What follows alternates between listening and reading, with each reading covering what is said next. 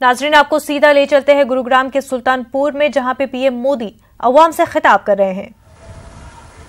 आज हरियाणा ने चौतरफा विकास की दिशा में एक और मजबूत कदम उठाया है।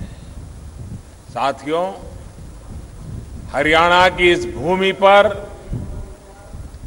ज्ञान का प्रकाश तो है, साहस की गौरव गाथा भी जुड़ी हुई है। लद्दाख में रेजांगला पोस्ट पर 18,000 फुट की ऊंचाई पर हो रही लड़ाई को कल ही 56 वर्ष पूरे हुए हैं। इस लड़ाई में हरियाणा के सपूतों ने परम वीर चक्र विजेता मेजर शैतान सिंह के नेतृत्व में जमकर के लोहा लिया था।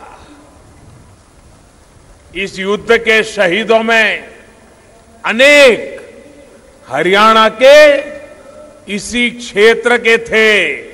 उन्होंने दिखा दिया था कि हरियाणा का मतलब होता है हिम्मत,